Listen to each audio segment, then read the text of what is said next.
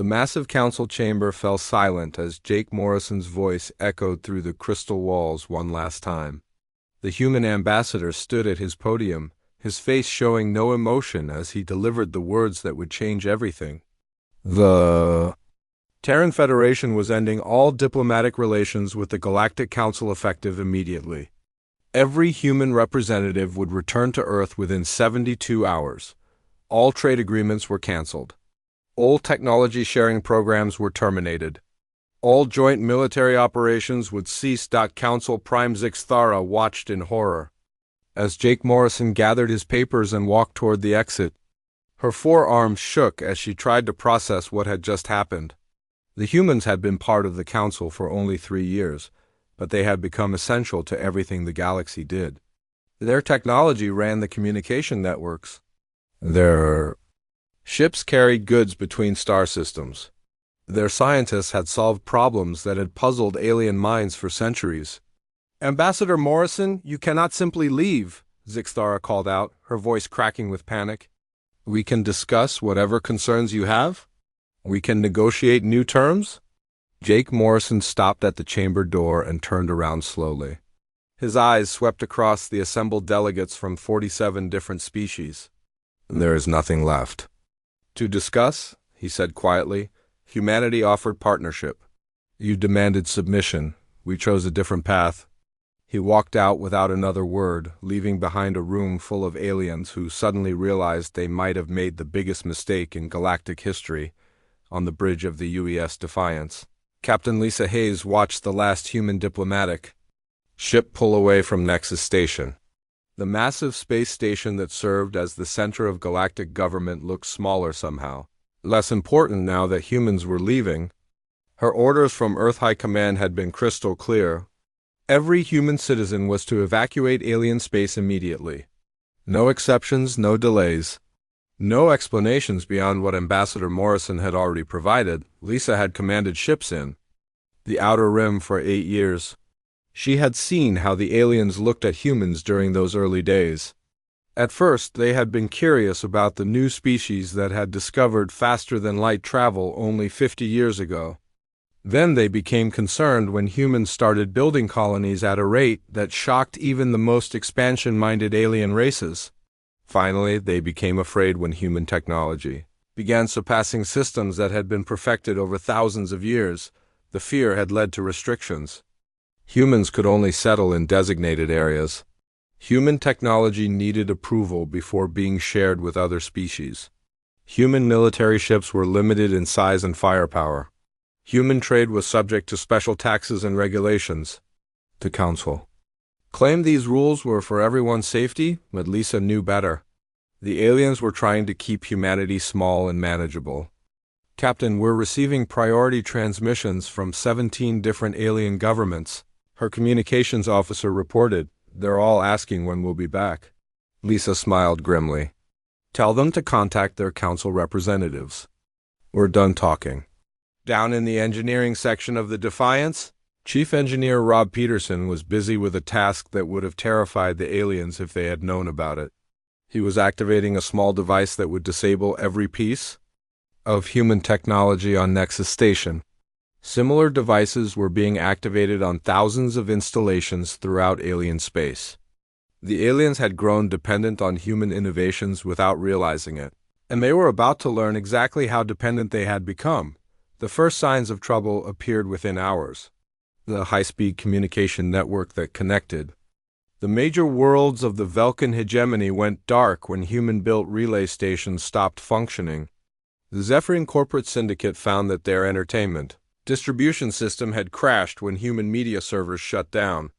The Altarian Republic lost contact with their outer colonies when human-designed quantum transmitters failed. At the secret human monitoring station in the Volf system, Commander Ryan Clark listened to the increasingly desperate alien communications. The Cathari Empire was demanding immediate restoration of their human-supplied sensor networks. The Drakmari Confederation was threatening military action if their trade computers were not brought back online. The cosmic hierarchy was actually begging for human technicians to return and fix their failing infrastructure. Double quote, "Sir, are you hearing this?" Ryan's communications specialist asked, looking shocked. The Regellian Collective is offering to double our previous trade agreements if we just turn their agricultural systems back on. Ryan nodded but said nothing. The plan was working exactly as Earth had hoped. For 3 years, humanity had quietly made itself indispensable to galactic civilization. Every trade deal included human technology. Every diplomatic agreement involved human expertise. Every military alliance relied on human innovation. The aliens had welcomed human assistance without understanding that they were becoming completely dependent on it. Back on Earth, President Helen Ward sat in her secure office beneath the Capitol, watching reports flow in from across human space. The evacuation was proceeding smoothly. Human colonies in the outer systems were activating their defense networks. Human ships were consolidating into battle formations. Human intelligence agents were transmitting final reports before going dark. Madam President, we're getting communication. Requests from every major alien government, her aide informed her. They want to know what we want, what we're planning, what it would take to restore relations. Helen looked out the window at the blue sky above Geneva. Earth seemed so peaceful, compared to the chaos that was beginning to spread across the galaxy. No responses, she said firmly. Let them figure it out on their own. The true scope of the crisis became clear when the first trade ships started breaking down in deep space. Human-built faster-than-light drives required specific maintenance. Procedures that only human engineers knew. Human navigation systems used quantum calculations that alien computers could not replicate. Human life support technology operated on principles that other species had never fully understood. Admiral Kate Sullivan reviewed the intelligence reports from her command center on Luna. Alien governments were declaring states of emergency as their technology failed. Ancient rivalries were resurging as species blamed each other for the crisis. Military forces were being mobilized, but most alien weapon systems relied on human components that were no longer functioning properly. Admiral, we're detecting massive fleet movements throughout the galaxy, her intelligence chief reported. It looks like at least 6 different species are preparing for military action. Kate smiled coldly. Let them come. Humanity had spent 3 years preparing for exactly this moment. The aliens thought they understood human capabilities, but they had only seen what humans had chosen to show them. The real test was about to begin, and the galaxy was about to learn why the youngest species in the Council had been the most confident. 3 weeks had passed since the humans disappeared from galactic space, and the crisis was getting worse every day. Council Prime Zixthara stood in her office looking out at Nexus Station's main docking bay, which should have been busy with ships from across the galaxy. Instead, she saw only a handful of vessels, most of them stranded because their human-built engines had stopped working. The Zephyrian corporate syndicate had been the first to collapse completely. Their entire economy was built around selling human entertainment to other species across the galaxy. Movies, music, games, and virtual reality experiences from Earth had become incredibly popular, generating massive profits for the Zephyrians who distributed them. When the human content servers went dark, the syndicate lost 90% of their revenue overnight. Commander Ryan Clark sat in his hidden monitoring station at Volf 359, listening to alien communications with growing amazement. The intercepted transmissions painted a picture of civilizations falling apart. The Altarian Republic had lost contact with 12 of their outer colonies when the human-built quantum communication arrays failed. Without those arrays, messages that used to take minutes now took months to travel between star systems. The proud Cathari Empire was facing its own nightmare. For the past 2 years, they had been expanding their territory using human survey ships to map new star systems. The human vessels could scan an entire solar system in days, identifying planets, resources, and potential hazards with incredible accuracy. Without access to human technology, Cathari expansion had ground to a complete halt. They were stuck. With their old survey methods, which took months to do what humans could accomplish in hours, President Helen Ward received daily briefings in her secure bunker beneath Geneva. The reports from human intelligence agents showed that alien governments were becoming desperate. The Drakmari Confederation had offered to pay triple the normal rates for human shipping services, not knowing that humanity had no intention of resuming any kind of trade. The Rigelian Collective was actually sending diplomatic messages to empty space, hoping that humans might still be listening somewhere. The first major infrastructure failure happened in the Andromedan Trade Federation. Their entire financial network was built on human encryption technology that protected trillions of credits in daily transactions. When the human security systems shut down, the network became vulnerable to hackers and criminals. Within days, the Federation's economy was in chaos as unauthorized transactions and data theft destroyed public confidence in their banking system. Dr. Amy Foster, head of Earth's Department of Xenological Affairs, compiled intelligence reports that showed just how deeply human technology had penetrated galactic civilization. Human fusion reactors powered major cities on 40 different worlds. Human medical equipment kept alien hospitals running. Human agricultural systems fed billions of people across dozens of species. The aliens had welcomed human innovation so eagerly that they had forgotten how to do things the old way. The second wave of panic struck when alien governments realized that humans had been mapping their territories for years. Every trade mission, every cultural exchange, every diplomatic visit had been carefully planned to gather intelligence. Human merchants had recorded the locations of military bases. Human scientists had studied alien industrial capabilities. Human diplomats had learned about political tensions and economic weaknesses. Commander Lisa Hayes, now promoted to admiral, coordinated the withdrawal from her flagship in the Outer Rim. The evacuation was complete, but her ships were still intercepting alien communications. The messages revealed that several species were preparing military action against human space. The Cathari Empire had assembled a battle fleet. The Drakmari Confederation was mobilizing their warrior clans. Even the usually peaceful Altarian Republic was talking about using force to restore their communication networks. The aliens were also discovering that human technology was far more advanced than they had realized. For 3 years, humans had been selling them older versions of their equipment while keeping the best innovations for themselves. The fusion reactors that powered alien cities were impressive, but human ships used reactors that were 50% more efficient. The computers that ran alien networks were fast, but human systems operated at speeds that would have shocked their alien customers. General Scott Williams established his command center on Luna as reports came in from across the galaxy. Alien fleets were massing at the borders of human space, but they were using outdated weapons and tactics. The aliens had access to human technology, but they had never learned human strategic thinking.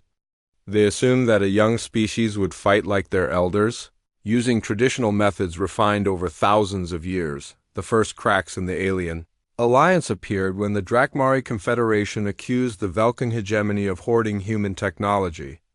Ancient rivalries that had been suppressed for decades began to resurface. The Zephyrians blamed the Cathari for driving humans away with their territorial demands. The Altarians criticized the Drakmari for their aggressive posture toward human colonies. Several minor species started sending secret messages to human border worlds, hoping to negotiate separate peace agreements. The Tausetian Republic offered to trade rare minerals for just basic communication technology.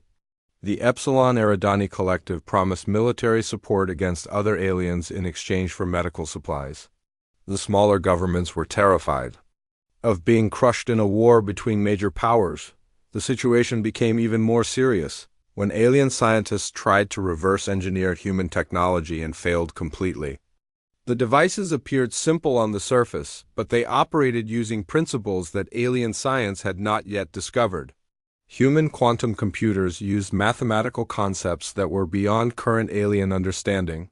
Human faster than light drives worked through physics that contradicted everything aliens thought they knew about space. Travel. Council Prime Zixthara called emergency sessions every day, but the meetings accomplished nothing. No one knew how to contact the humans. No one understood what humanity really wanted. No one could predict what would happen next. The species that had ruled the galaxy for thousands of years were helpless against opponents, who had been part of their civilization for only 3 years. The truth was becoming clear to anyone willing to see it. Humanity had never been the junior partner in galactic affairs. They had been the hidden masters, quietly taking control of everything that mattered while letting the aliens believe they were still in charge. Now the mask was off, and the galaxy was about to learn what happened when the most dangerous species decided to stop pretending to be harmless. The first shots of the war were fired by the Cathari Empire when their battle fleet attempted to force entry into the Proxima Centauri system. Lieutenant Colonel Brad Thompson watched from his command center on the defensive platforms as 24 Cathari warships approached the outer defense grid. The alien vessels looked impressive with their gleaming hulls and massive weapon arrays, but Brad knew something the Cathari commanders did not. Those weapons were designed to fight other aliens, not humans. The Cathari fleet opened fire at maximum range, sending streams of plasma bolts and particle beams toward the human defensive stations. Brad watched the energy readings on his screens and smiled grimly. The alien weapons were powerful, but they were using technology that humans had surpassed years ago. The defensive shields around the platforms absorbed the attacks without even flickering. "Return fire," Brad ordered calmly. The human weapons were smaller than the alien guns, but they operated on completely different principles. Instead of brute force energy blasts, human weapons used focused quantum disruption fields that could tear apart matter at the atomic level. The first Cathari ship to be hit simply disintegrated, its hull dissolving into clouds of component atoms. The alien fleet fell into chaos as ship after ship was destroyed by weapons they could not understand. The Cathari had expected a long battle against opponents using familiar technology. Instead, they watched their friends die in ways that seemed impossible. Within 15 minutes, 19 of the 24 ships were gone. The remaining 5 vessels fled back to Cathari space, carrying news that would terrify their entire empire. Council Prime Zixthara received the battle reports in her emergency command center. The Cathari admiral was babbling about human weapons that could destroy matter itself. The survivors claimed that human defensive platforms had shield technology that made their ships completely invulnerable to attack. Worst of all, the humans had not sent a single ship to fight. They had destroyed an entire Cathari battle fleet using only their defensive installations. The defeat at Proxima Centauri sent shockwaves through alien space. The Cathari Empire had been considered one of the most powerful military forces in the galaxy. Their ships were equipped with the latest weapons technology and crewed by warriors with centuries of combat experience. If the humans could destroy a Cathari fleet so easily, what chance did any other species have against them? Captain Nicole Phillips led the first human counterattack against the Drakmari staging area in the Vega system. The Drakmari had assembled 300 ships in preparation for an assault on human colonies. They believed that overwhelming numbers would compensate for any technological disadvantage. Nicole's task force consisted of only 12 ships, but each vessel represented the pinnacle of human military engineering, the Drakmari. Commanders expected the humans to engage in traditional space combat with fleets maneuvering for position, before exchanging fire at long range. Instead, the human ships appeared in the middle of the alien formation without warning. They had used a new type of faster-than-light drive that could place vessels exactly where they wanted to be, regardless of enemy defenses or gravitational fields. The human attack was unlike anything the Drakmari had ever experienced. Instead of trying to destroy enemy ships with superior firepower, the humans used electronic warfare to turn the Drakmari fleet against itself. Alien computers began receiving false orders. Weapon systems started targeting friendly vessels. Navigation computers sent ships on collision courses with each other. Within 2 hours, the Drakmari fleet was completely destroyed without the humans firing a single shot. The alien ships had torn themselves apart under the influence of human cyber warfare. The few vessels that managed to escape carried horrifying reports of weapons that could control minds and technology that defied all Known laws of physics. The second wave of panic struck when alien intelligence services realized that humans had been quietly mapping their territories for years. Every human merchant ship had been equipped with advanced sensors that could detect military installations from incredible distances. Every human diplomatic mission had included intelligence operatives who gathered information about alien capabilities and weaknesses. The true scope of human preparation became clear when secret bases throughout the galaxy began revealing themselves. Hidden facilities that had been disguised as asteroid mining operations suddenly activated powerful weapon systems. Camouflage stations in remote nebulae started broadcasting on frequencies that jammed alien communications. Underground complexes on supposedly uninhabited worlds emerged from beneath the surface, revealing massive industrial operations. General Scott Williams coordinated human operations from his command center on Luna. The aliens had completely underestimated human strategic thinking. They assumed that a young species would be eager to please their elders and would never dare to challenge established galactic powers. Instead, humanity had spent decades preparing for exactly this scenario, building their entire military doctrine around the assumption that they would eventually face a hostile galaxy alone. The psychological impact of the human revelations was devastating to alien morale. Species that had viewed humans as primitive newcomers now found themselves facing technological superiority they could not comprehend. The Vulcan hegemony's military doctrine, refined over 3,000 years of warfare, was completely useless against human adaptive tactics. Intelligence reports from across the galaxy painted a picture of civilizations in collapse. The Altarian Republic had recalled all their military forces to defend their home system, abandoning their outer colonies to protect their capital world. The cosmic hierarchy was actually negotiating surrender terms, despite having never lost a war in their 10,000-year history. The Rigelian collective made the mistake of trying to use biological warfare against human colonies. They released engineered viruses designed to target human DNA, expecting to wipe out entire populations. Instead, they discovered that humans had been developing biological defenses for decades. The viruses were neutralized within hours, and the collective found their own worlds under attack by human pathogens that specifically targeted their species. Dr. Rachel Green, now serving as humanity's chief negotiator, broadcast a message to the galaxy from the captured Nexus station. The old system of species-based hierarchies was over, she announced. Humanity offered a new model for galactic civilization, one based on merit and innovation rather than age and tradition.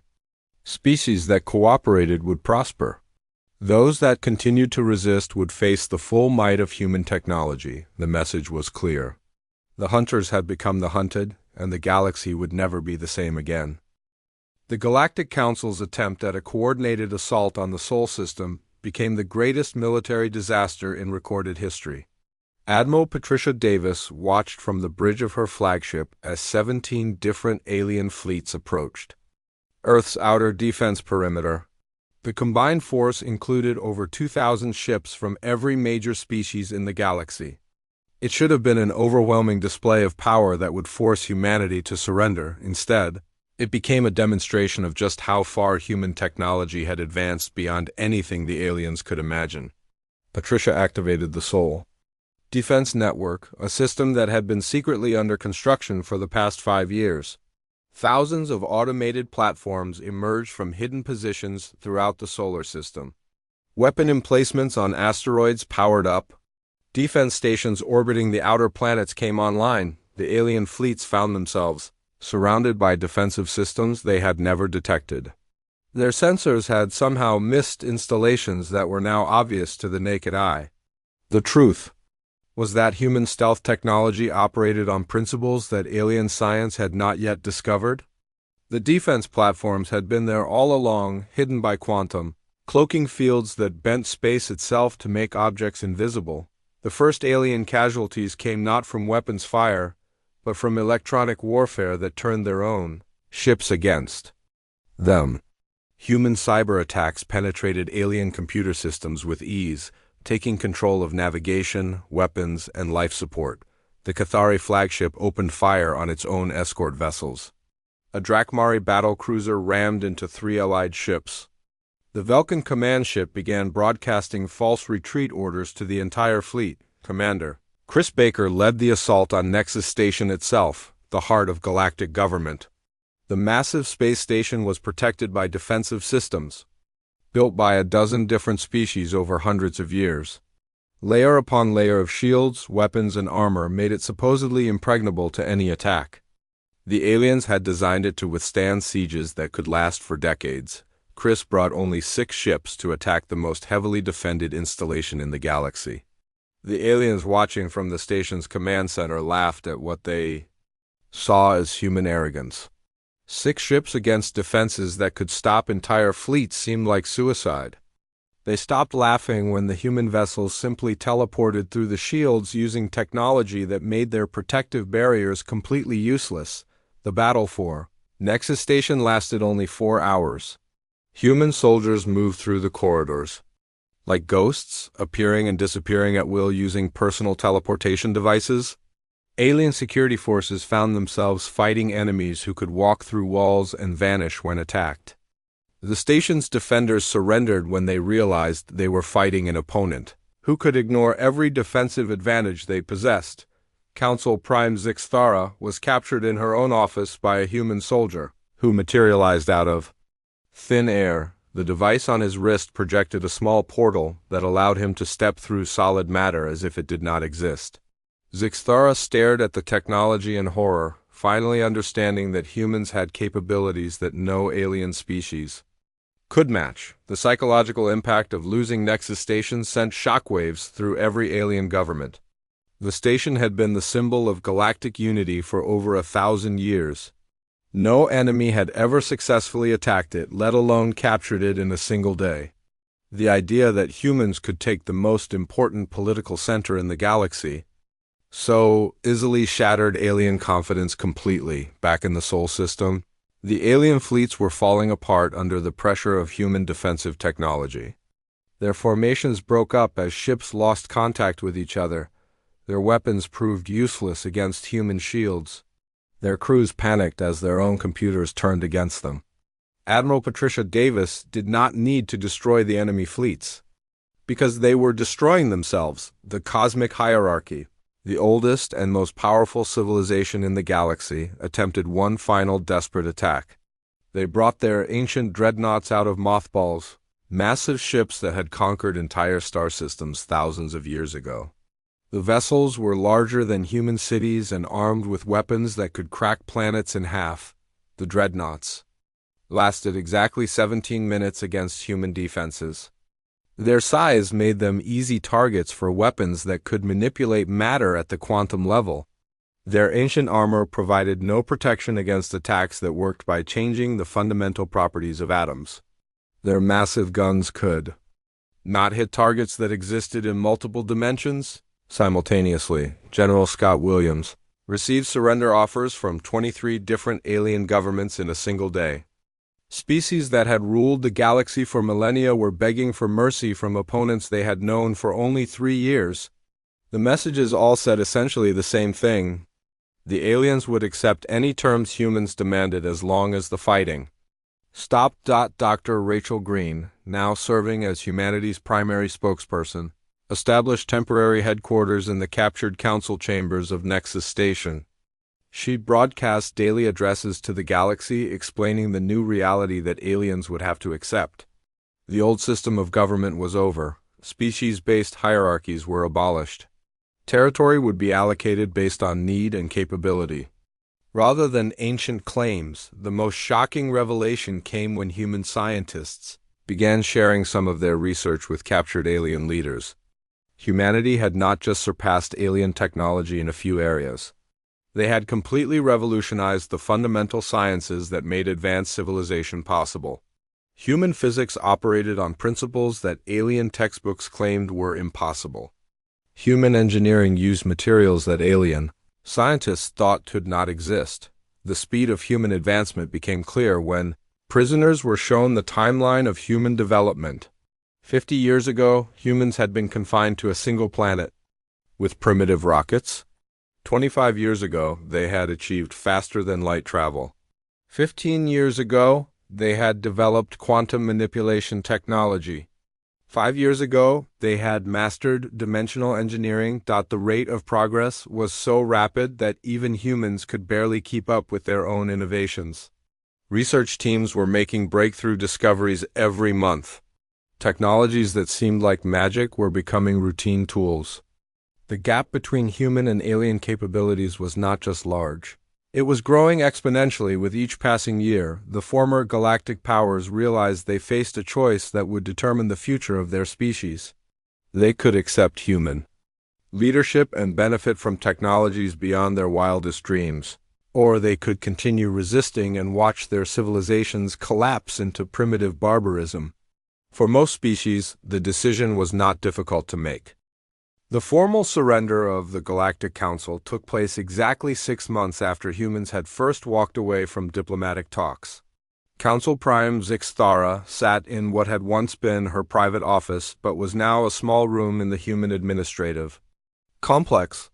Her forehands shook as she signed the documents that officially dissolved the government she had led for 30 years. The papers were written in simple language that every species could understand, but their meaning was revolutionary. President Helen Ward stood before the assembled representatives of 47 alien species in the Great Hall that had once housed the Galactic Council. Many of the delegates had never seen a human in person before the conquest, and they stared at her with mixtures of fear, curiosity, and grudging respect. Behind her stood the new flag of the Galactic Cooperative, a simple design that showed stars connected by lines of light, rather than the complex symbols of ancient empires. The speech Helen gave that day was broadcast to every inhabited world in the galaxy. She spoke about the principles that would guide the new civilization humans were building. Merit would matter more than age. Innovation would be valued above tradition. Cooperation would replace competition. Species that contributed to the common good would prosper regardless of their size or military power. Those that chose to work against the new order would find themselves isolated and left behind. The integration process moved faster than anyone had expected. Human administrators took control of galactic infrastructure with efficiency that amazed even former council officials. Within weeks, trade routes that had been broken for months were functioning better than they ever had before. Communication networks that had failed during the crisis were rebuilt using human technology that made them 10 times more reliable. Captain Lisa Hayes, now promoted to Fleet Admiral, oversaw the massive logistical operation of rebuilding alien society along human principles. Her ships carried human engineers to every major world in the galaxy, not as conquerors but as teachers and helpers. The engineers showed alien technicians how to maintain and improve the systems that kept their civilizations running. They shared knowledge freely, asking only that local governments follow the basic rules of the cooperative. The results were immediate and dramatic. Worlds that had been struggling with food shortages suddenly had agricultural systems that could feed twice their populations. Star systems that had been isolated by communication failures found themselves connected to the galactic network with crystal-clear channels. Species that had been fighting over resources for centuries discovered that human technology could create abundance where there had been scarcity. The former council races adapted to human leadership with surprising ease. The Zephyrian corporate syndicate, which had collapsed when human entertainment became unavailable, was rebuilt as a distribution network for cultural products from all species. Human administrators helped them develop new business models that were more profitable and sustainable than anything they had achieved under the old system. The Drakmari Confederation, once humanity's fiercest opponent, became one of the most enthusiastic supporters of the new order. Human military advisors showed Drakmari warriors how to use their natural fighting skills in productive ways. Instead of raiding other species for resources, Drakmari clans became the cooperative security forces, protecting trade routes and keeping peace between former enemies. The Altarian Republic found that human communication technology solved problems they had struggled with for decades. Their outer colonies, which had been virtually independent due to slow communication, became integral parts of their society again. The Republican government was able to provide services and support to citizens who had been forgotten under the old system. Even the proud Cathari Empire discovered benefits they had not expected. Human survey technology allowed them to explore and map new territories at speeds that seemed impossible. In 6 months, they charted more star systems than they had managed in the previous 50 years. Human advisors helped them establish colonies on worlds that would have taken decades to develop using traditional methods. The cosmic hierarchy, the oldest civilization in the galaxy, underwent the most dramatic transformation of all. Their ancient leaders had ruled through tradition and ceremony for thousands of years, but human efficiency experts showed them how to accomplish more with less effort. Government processes that had taken months under the old system were completed in days. Citizens who had waited years for official decisions found their problems solved in hours. Dr. Rachel Green established the new Galactic Academy on what had once been Nexus Station, now renamed Terra Station. The facility became a center of learning, where beings from every species could study human science and technology. Alien students worked alongside human teachers to push the boundaries of knowledge even further. Research projects that would have been impossible under the old system of territorial restrictions flourished in an environment of open cooperation. The Academy's first major breakthrough came when a team of Rigelian biologists working with human geneticists developed new medical treatments that could extend the lifespan of any species by 50%. The research required knowledge from both human quantum biology and Rigelian cellular manipulation, proving that cooperation between species could achieve things that no single civilization could accomplish alone. Trade between worlds increased by over 300% in the first year of the cooperative. Human transportation technology made shipping faster and cheaper than ever before. Goods that had been luxury items under the old system became commonly available to ordinary citizens. Cultural exchange flourished as artists, musicians, and writers could easily travel between worlds to share their work. The most surprising change was the dramatic reduction in conflicts between species. Ancient rivalries that had caused wars for centuries simply faded away when the underlying causes were removed. The Vulcan hegemony and the Drakmari Confederation, who had been enemies for over 1,000 years, found themselves working together on joint projects that benefited both societies. 5 years after the withdrawal that had terrified the galaxy, Ambassador Jake Morrison returned to Terra Station as humanity's senior representative to the Galactic Cooperative. The facility had been completely rebuilt using human architectural principles that emphasized openness and natural light. Gardens from dozens of worlds created a beautiful environment where beings from every species could feel comfortable. Jake walked through corridors filled with aliens and humans working together on projects that would have been unimaginable under the old council system. Scientists from different species collaborated on research that pushed the boundaries of physics. Artists created works that blended cultural traditions from across the galaxy. Children from multiple worlds played together in schools that taught the best knowledge from every civilization. The silence that had fallen on the stars when humans withdrew from galactic society had been replaced by the sound of progress, cooperation, and hope. Humanity had proven that sometimes the youngest voice in the room was the one that needed to be heard, and the galaxy was better for having listened.